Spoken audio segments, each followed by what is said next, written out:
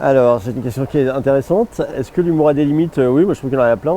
En tout cas, moi, dans mes albums, je me mets toujours comme limite de ne pas rire des gens contre leurs dépens. J'évite de faire ça. C'est une limite qui est morale, qui vaut ce qu'elle vaut. Après, je suis aussi pour l'humour sans limite, quoi. Je repense au drame de Charlie Hebdo, aux choses comme ça et tout. Moi, je défends aussi cette forme d'humour, mais c'est vrai que de moi-même, j'ai une autocensure qui marche assez bien. Donc, ouais, moi, les limites que j'y mets, en tout cas, c'est les miennes, quoi. Voilà.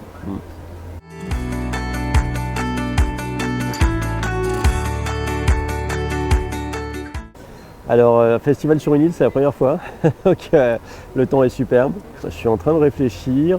Oui, il y a certainement eu peut-être des festivals en Suisse, mais là comme ça, je n'ai pas le souvenir, je suis en train de réfléchir. Après, j'ai été invité dans des festivals à l'étranger, donc c'était sympa parce que j'étais à l'étranger, quoi, notamment au Mexique, ou en Italie, ou en Allemagne. C'était vraiment chouette. En France, non, j'ai pas de souvenir de festival comme ça qui soit aussi bien.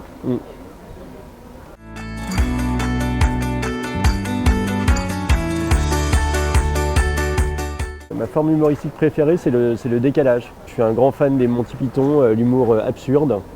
Et en fait, dès qu'on met des gens dans une situation qui est normale, mais dans un environnement qui ne l'est pas, ça crée un décalage qui, moi, personnellement, me fait beaucoup rire. J'aime aussi beaucoup l'humour qu'il y a dans les films de Wes Anderson, qui est un humour qui est très empathique, où il va faire rire sur les personnages, etc.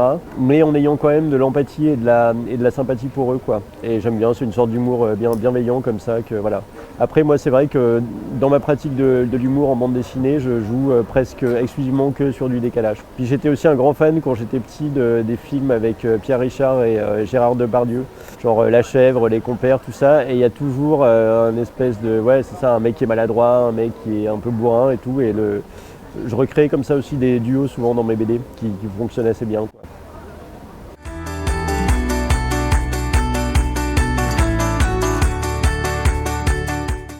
Eh bien les deux, exactement les deux.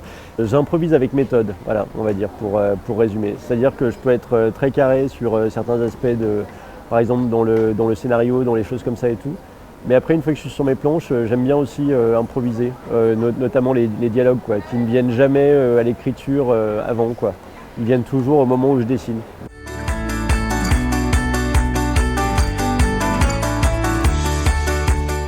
Moi, c'est des sujets qui vont m'intéresser le moins. Alors, par exemple, le Far West, par exemple, alors j'aime beaucoup les westerns, mais c'est vrai qu'en BD, bon, bof, quoi, dessiner des chevaux, c'est pas trop mon truc. Non, mais enfin, ça, je sais pas. Je dirais que, en fait, moi, il y a des univers graphiques dans lesquels je peux pas aller, pourtant j'aime bien, hein, comme la science-fiction, par exemple, ou enfin, il y a plein d'autres trucs, ou les choses qui sont très urbaines, etc. Mais je ferai non plus jamais de l'humour un peu, ouais, de la gaudriole, quoi, des trucs genre des BD qui sortent sur des blagues, sur des trucs comme ça. Et a priori, voilà, c'est pas trop mon truc, quoi. Mais encore une fois, c'est une question de goût et d'envie graphique aussi.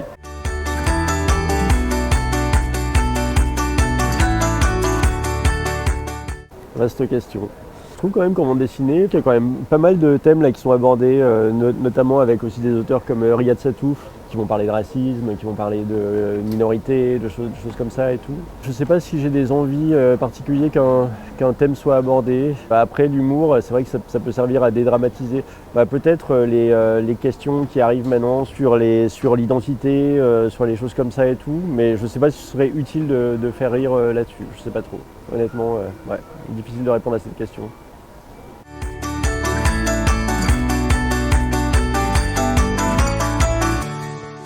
Maintenant, il y a des auteurs justement comme encore, je reviens à Riyad Satouf, mais Fab Caro, Guillaume Bouzard, etc., qui ont, je pense, suffisamment irrigué la bande dessinée et ont eu un succès, en tout cas, plus public ou d'estime, pour que je pense que le niveau soit relevé assez facilement, quoi. Maintenant, c'est vrai qu'il suffit dès qu'on s'intéresse un minimum à la bande dessinée, on voit bien que c'est pas effectivement que de l'humour gros-nez, tout ça et tout.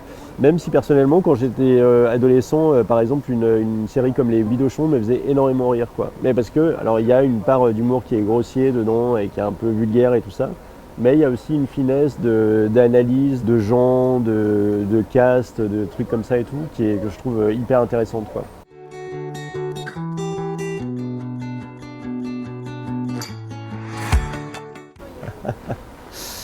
Je suis quelqu'un qui est arrivé là par erreur, je crois. un dessinateur qui arrivait par erreur. Moi, j'étais pas du tout destiné à faire de la BD, je voulais faire du cinéma. Et puis je faisais de la BD en cachette et un jour j'ai été publié. Donc voilà, c'est un peu un accident.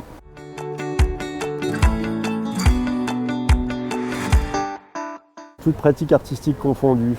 Qu'est-ce qui m'a fait rire récemment? Il faut que je cherche 2 minutes. Voilà, le truc qui me vient en tête, c'est une BD de Libon qui s'appelle Les Cavaliers de l'Apocalypse. En fait, Libon, il suffit que je vois ces personnages avec ces yeux là qui louchent pour que ça me fasse marrer. Donc voilà, je pense que ce serait ça.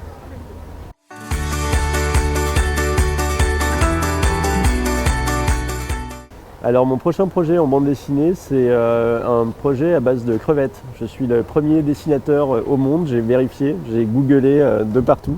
Alors peut-être qu'au Japon ils ont déjà fait, mais en tout cas, à ma connaissance, je suis le premier dessinateur à faire une BD dont les personnages principaux sont des crevettes. Et ça va s'appeler, enfin c'est le titre, ça va être Simone et je sais pas quoi. Et voilà, c'est l'histoire d'une petite crevette qui vit des aventures plutôt jeunesse et plutôt humoristique, quoi. Voilà. Merci beaucoup.